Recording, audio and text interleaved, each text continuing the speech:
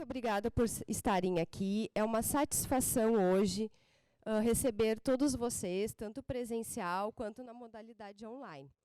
Para nossas boas-vindas iniciais, eu chamo a professora Ivana Cal, representando a direção da escola e também a linha de extensão aqui da escola, o programa de extensão.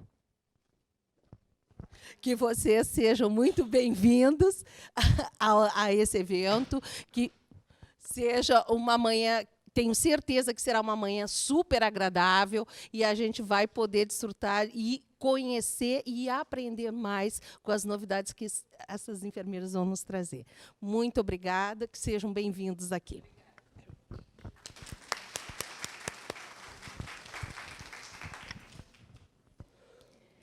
Para dar início ao nosso curso, gostaríamos de contar um pouquinho como chegamos até aqui. No início do ano, a professora Eliana Normas Wagner Mendes convidou um grupo de colegas da área materno-infantil para compormos o programa de extensão universitária Tecnologias de Cuidado ao Recém-Nascido, Avanços e Inovações. Dentre vários dos seus objetivos, um deles é promover o conhecimento científico. E após algumas reuniões, chegamos à conclusão que precisávamos discutir um pouquinho mais sobre os prematuros. Então, a gente começou a questionar e pensar, por que não sobre o aleitamento? É tão difícil trabalhar aleitamento materno com os prematuros. Então, nós começamos a pensar em nomes, em pessoas, em temas, e chegamos ao nosso evento de hoje. Então, vamos discutir um pouco sobre o aleitamento, como essa mãe produz esse leite, como é que se faz a transição deste leite, da sonda para o peito. Então, a gente vai conversar um pouquinho hoje. Para isso, convidamos excelentes profissionais que vão estar aqui hoje de manhã nos brindando com a sua presença. Mas, antes disso, e de aprender com as nossas convidadas nessa manhã, nós vamos pegar e conversar um pouquinho mais sobre a organização do evento. E o grupo desse programa de extensão é grande. Tá? Atualmente, ele é composto por mim, Alessandra, pela Cecília, pela professora Eliane, pela professora Luzia, que está em viagem no dia de hoje, pela mestre Graciela, pela mestranda Ana Luzia e pela nossa bolsista Mariana. E a elas, a gente quer agradecer por todo o apoio, por toda a dedicação também na realização deste evento. Também eu não posso deixar de agradecer a todas as nossas monitoras, que estão aqui desde cedo nos ajudando para que tudo saia, transcorra da forma que deve transcorrer. E qualquer um de vocês, se tiver qualquer necessidade, é só falar com uma das nossas monitoras, que eu gostaria que ficassem em pé, quem está aqui dentro, para a gente ver. Tá? Muito obrigada. Agradecemos também o apoio recebido pela Rede TV da Universidade Federal do Rio Grande do Sul, pelo grupo NAPEA de Produções Multimídias para Educação, por transformar o sonho deste evento, da transmissão online, em realidade. Sem eles, nós não estaríamos hoje conseguindo entrar, né, em computadores, em vários lugares para a transmissão desse evento. Também não podemos esquecer de agradecer a todos que compartilharam esse evento via nossa página do Facebook. Muito obrigado pelo auxílio na divulgação. E, principalmente, agradecemos à enfermeira professora Aline Hennemann, que deve estar chegando daqui a pouquinho, da ONG Prematuridade.com, que também nos cedeu espaço na página para a divulgação do evento. Muito obrigada a todos vocês. E, por último, então, lembramos que esse nosso evento ele é gratuito. Vocês fizeram as inscrições, fizeram ali a conferência dos dados, o pessoal que também está online está fazendo a confirmação dos dados.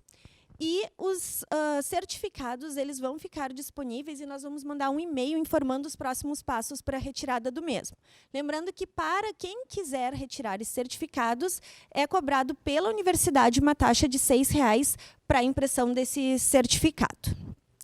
Vamos agora para a parte boa, para nossas palestrantes. E nós teremos 3 blocos, então, de apresentações, de 30 minutos cada. E, após, então, todas as apresentações, a gente vai abrir para as perguntas. Então, dando início, né, ao nosso programa científico da manhã de hoje, chamamos as nossas duas primeiras palestrantes, que vão falar sobre a importância do leite materno para o prematuro. A mestre Helenice Lorenzi Carniel é graduada em enfermagem pela Universidade do Vale do Rio dos Sinos, possui especialização em enfermagem em cuidados intensivos neonatais pela Faculdade Pequeno Príncipe, mestrado em saúde da criança pela Pontifícia Universidade Católica do Rio Grande do Sul e atualmente é enfermeira da UTI neonatal do Hospital de Clínicas de Porto Alegre e membro da comissão do processo de enfermagem do mesmo hospital.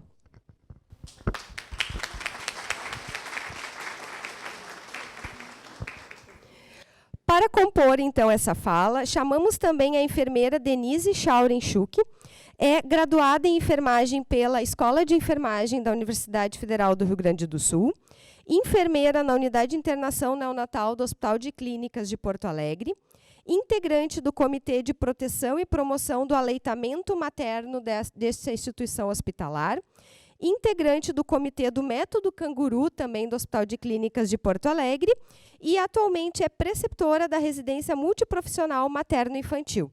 Colegas, sejam bem-vindas, a palavra é de vocês.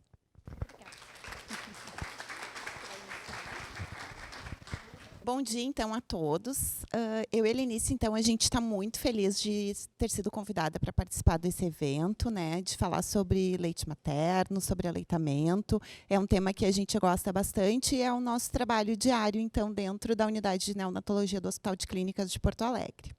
A gente vai começar falando, então, que para falar de aleitamento, a gente precisa falar dos 10 passos para o sucesso do aleitamento materno, né? Que esse assunto ele tem que estar inserido dentro das políticas hospitalares, então, desse hospital que trabalha com aleitamento. A gente precisa ter os profissionais treinados, a gente precisa estar falando desse assunto desde os cuidados pré-natais. A gente precisa ter um momento assim, de apoio no nascimento do bebê, né, de colocar o bebê em contato pele a pele, para ele já ir chegando pertinho do peito, para ele já iniciar, né, a sucção. A gente tem que apoiar essas mães no momento da amamentação, né? Ensinar a família, a rede de apoio dessa mãe, como apoiá-las também. A gente precisa, então, não oferecer suplementos para esses bebês, a menos que seja extremamente necessário e indicado pela equipe médica.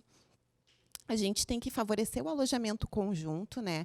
Deixar sempre a mãe perto do bebê. A gente precisa ter uma alimentação adequada para as mães. A gente precisa evitar, né, que os hospitais utilizem dispositivos como chupetas, mamadeiras, enfim, né, a menos que isso tenha alguma indicação. E a gente tem que apoiar que as mães amamentem na alta hospitalar. Tá? Então, acho que um pouquinho de tudo que a gente vai falar hoje é com esse objetivo, né, que os nossos prematuros saiam mamando, então, no peito ou que recebam leite materno no momento da alta. Então, dentro das políticas, a gente segue dentro do Hospital de Clínicas, principalmente, então, a gente é o Hospital Amigo da Criança, a gente trabalha com a norma de atenção, né, humanizada ao recém-nascido, de baixo peso, que é o método Canguru. Dentro disso, está inserida a NBCAL, né, que é a norma brasileira de comercialização de alimentos para lactentes e crianças de primeira infância, né, que fala também de bicos, chupetas e mamadeiras. Então, a gente está inserido em todas essas políticas dentro do hospital e a gente acha super importante, né, todos os profissionais conhecerem essas políticas. Então, por que o leite materno ele é importante, né, para os bebês como um todo? Porque ele tem tudo o que o bebê precisa até os 6 meses de vida. Ele protege contra diarreias, infecções respiratórias e alergias.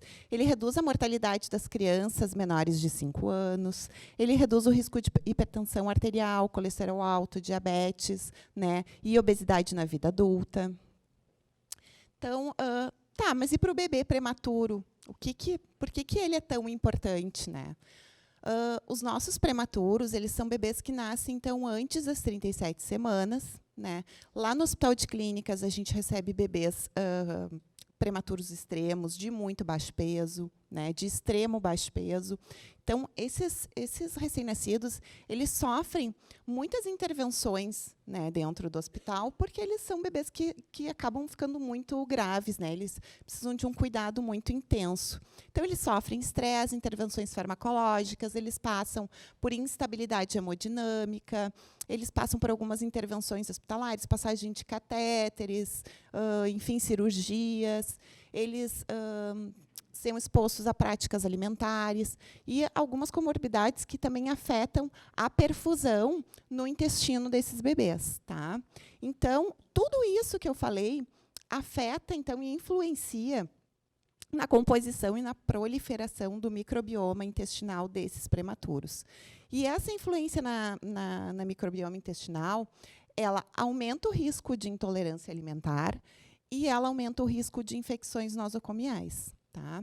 Então, qual é a alternativa segura e eficaz, então, para esses prematuros, né? Que ainda não começaram a receber uma dieta nutritiva? Então, a gente administrar, em primeiro lugar, o colostro. Tá? Então, vou falar um pouquinho sobre o colostro, né? Mais tarde, a gente vai, as gurias vão falar um pouquinho sobre a colostroterapia. Então, o colostro, ele tem elementos que protegem os bebês contra infecções em geral. Ele favorece a colonização bacteriana adequada desses prematuros. Ele modula o crescimento epitelial do trato gastrointestinal e ele reveste com IgAs as paredes internas do intestino. Tá? Como é que isso ocorre, né? Então, quando a mãe ganha o bebê, o sistema de capilares de alvéolos mamários, ele ainda não está totalmente maduro. E isso favorece com que as junções de adesão, que são essas junções que ficam aqui entre uma célula e outra, elas fiquem abertas. Então, a corrente sanguínea da mãe, né, os capilares da mãe, passam aqui e, como essas portinhas ficam abertas, vários componentes de proteção e imunobiológicos da circulação materna passam para dentro dos alvéolos mamários, né? E favorecem, então, essa proteção para o recém-nascido prematuro. Conforme os dias vão passando, esses alvéolos começam a ficar mais maduros e essas junções aqui que estavam abertas vão se fechando, tá? Então, é nesse momento que o leite ele vai começando a passar de colostro para leite de transição. Então, como aquelas portinhas estão abertas, né, a gente tem o colostro, que ele é rico em citocinas, agentes imunobiológicos com proteção, e essa proteção é o quê? Bacteriostática, bactericida, antiviral, anti-inflamatória, imunomoduladora. Então, tem vários estudos já que nos dizem que quanto menor o tempo da gestação, maior é a concentração de fatores de proteção no colostro da mãe prematura. E isso se torna inversamente proporcional, ou seja, quanto menos tempo dura a gestação, quanto mais o bebê é prematuro, mais concentração de fatores de proteção a gente tem no colostro da mãe. Então, por isso que é tão importante, né, aqueles bebezinhos que agora a gente está com alguns bem pequenininhos, 25 semanas, né? A gente precisa estimular, a gente precisa orientar aquela mãe do por que é tão importante, né, aquele colostro que está em baixa quantidade ainda, mas é super concentrado, então, em fatores de proteção. Tá? Então, o colostro ele geralmente é produzido até a primeira semana depois do parto. Ele é produzido em pouca quantidade, mas ele é rico em componentes imunobiológicos, lactoferrina, leucócitos, fatores de crescimento, né, epitelial. E ele tem uma baixa concentração de lactose. Por quê? Porque, na verdade, o colostro ele não tem função nutricional. Ele tem função imunobiológica e trófica. Tá? Então, ele não serve assim para realmente... A função dele não é a de nutrição. Né? A principal função dele, então, é imunobiológica e trófica.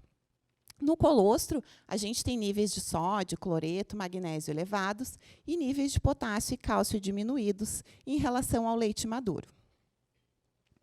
Então, à medida que ocorre o fechamento daquelas junções de adesão no epitélio mamário, a razão sódio-potássio diminui e a concentração de lactose aumenta, né? Porque no início a concentração de lactose é baixa, porque não tem uma função, não é a principal função dele ser nutritivo. Então, indicando a ativação secretora na produção de leite materno de transição. O momento da ativação secretora difere nas mulheres e ocorre geralmente nos primeiros dias após o parto. Tem alguns estudos também que dizem que esse início mais tardio, ele ocorre frequentemente em mães de prematuros. Por quê? Porque os prematuros precisam mais de fatores de proteção, né? Então, o leite de transição, ele compartilha algumas características do colostro, né? Ele é um período de maior produção de leite, ele vem para apoiar as necessidades nutricionais e de desenvolvimento do recém-nascido, e ele inicia geralmente de 5 dias a 2 semanas após o parto. Após esse período, o leite materno é considerado, então, maduro. E o leite maduro, ele vai estar maduro em torno de 4 a 6 semanas após o parto, né? E ele, em contraste com as grandes mudanças que ocorrem no primeiro mês de vida, né? Durante o primeiro mês de vida, ele passa por muitas transformações, a composição dele muda bastante, e depois desse período que ele já está maduro, então ele permanece relativamente semelhante na sua composição, né? Embora algumas mudanças sutis possam acontecer.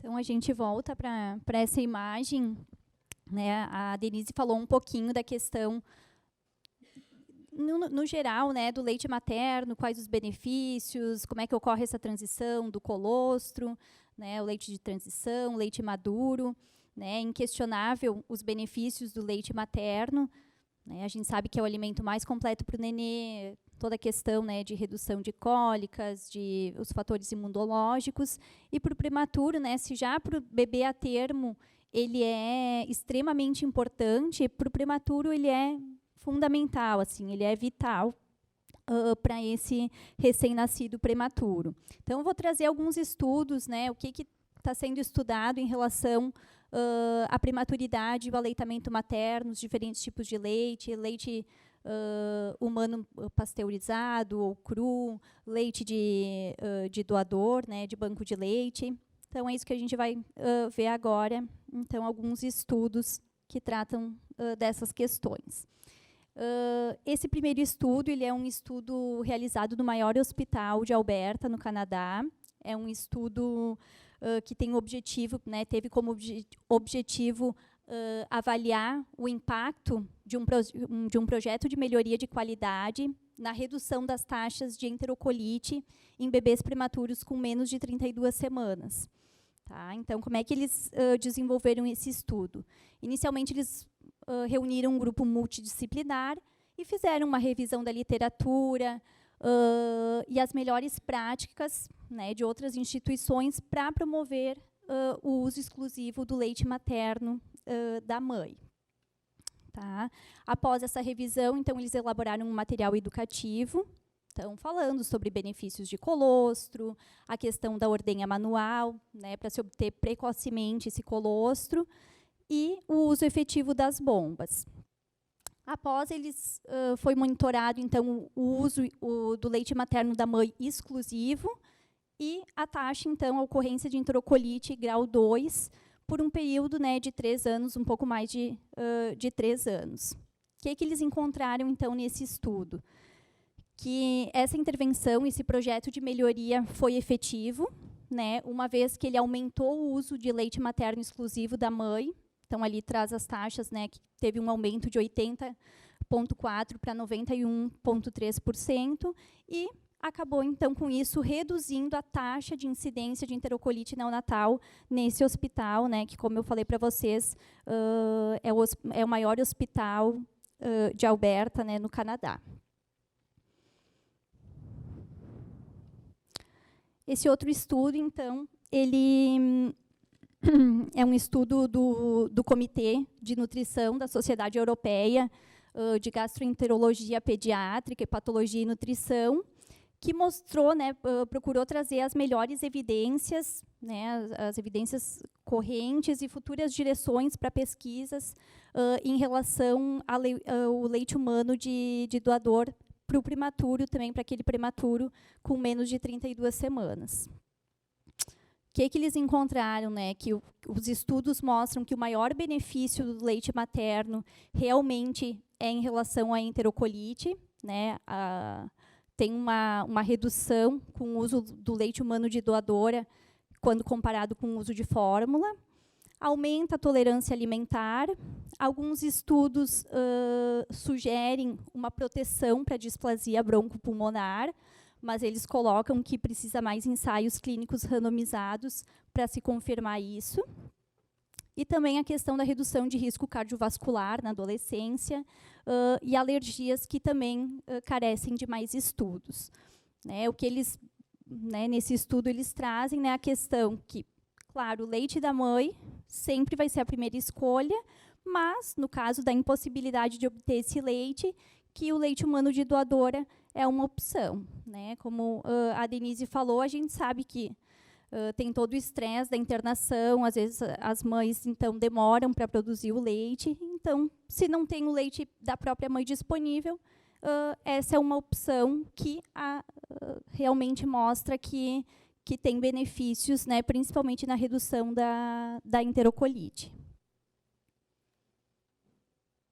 Esse outro estudo, então, é um estudo bem grande, um estudo multicêntrico, que foi realizado em 63 UTIs neonatais francesas, de 25 regiões da França, para avaliar, então, a questão do...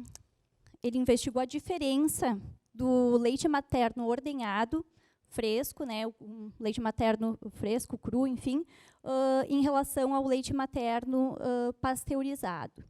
Eles avaliaram diversos desfechos, tá? Como enterocolite, displasia broncopulmonar, questão da mortalidade ainda hospitalar, questão da sepse tardia, ganho de peso, o tempo de hospitalização desse bebê e a duração do uso tanto da NPT quanto o uso de alimentação por sonda.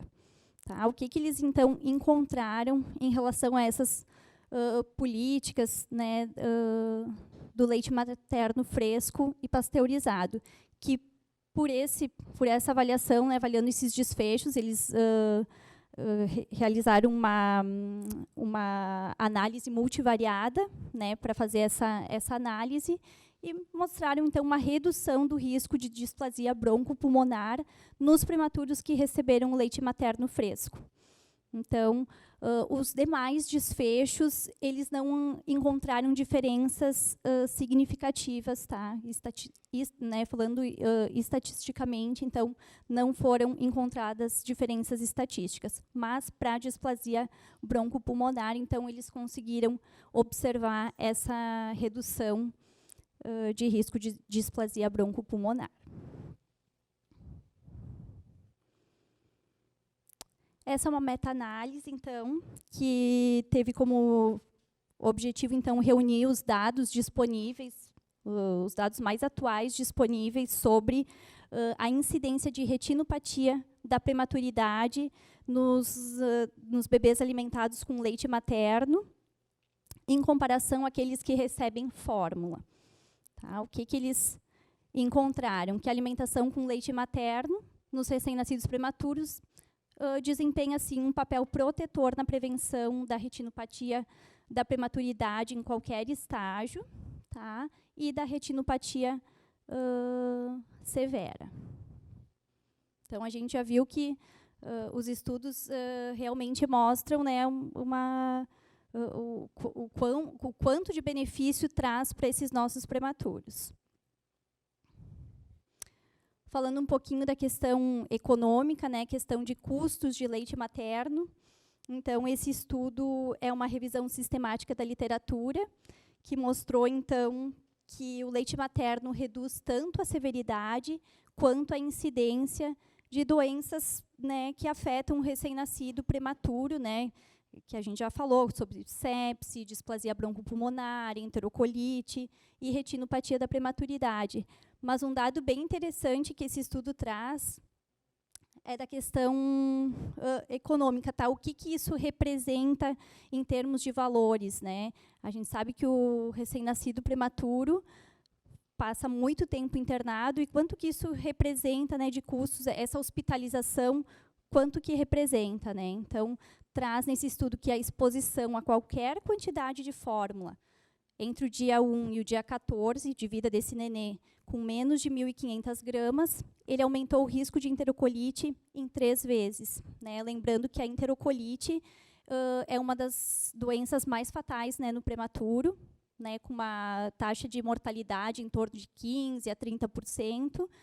E, então, realmente expor o recém-nascido à fórmula aumenta, então, esse risco em mais de 3 vezes. E cada adição de 1 ml por quilo dia de leite materno durante esse mesmo período, nessa mesma população de prematuros com menos de 1.500 gramas, reduziu o custo neonatal em $560. Então, realmente, é uma redução bem significativa, né? Não pensando só na questão econômica, né? Mas de todo o estresse desse nenê, dessa família, enfim. E, por fim, eu trago esse estudo realizado numa maternidade de Atenas, que eles investigaram os benefícios do leite materno cru e do leite de doador e fórmula. O que eles encontraram nesse estudo?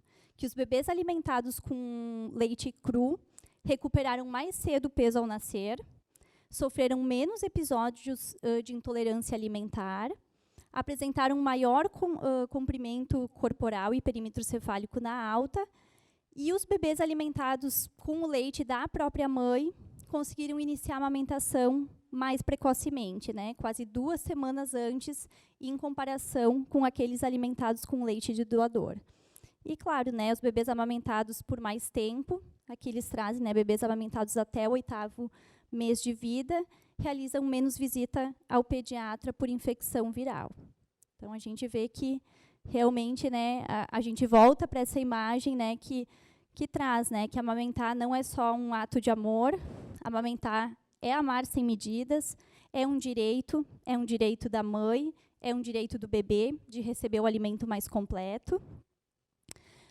É um desafio, né, principalmente para as mães dos prematuros, né? Não sei quem que é mãe aqui no auditório.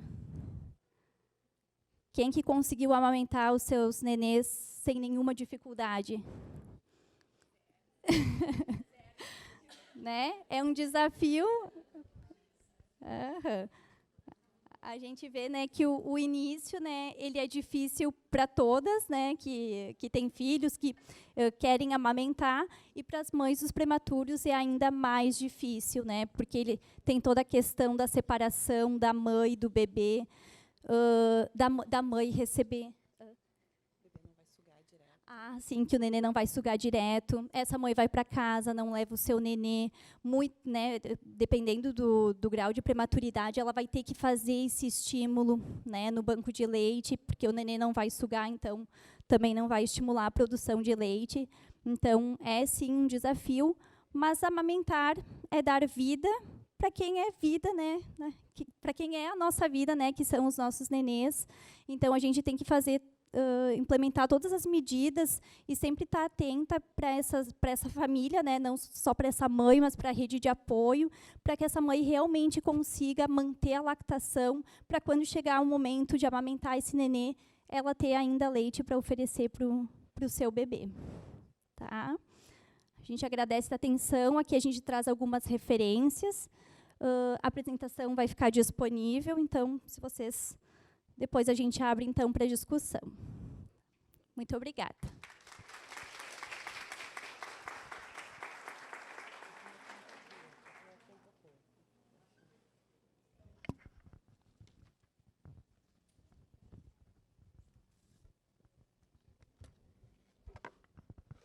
Então, muito obrigada, né, por todas as palavras, todo o conhecimento. E como forma de agradecimento, né, por vocês terem vindo aqui hoje com a gente, eu chamo a professora Cecília e a professora Eliane para entregar um mimo em nome de toda a comissão, em nome da escola e de todos nós. Muito obrigada.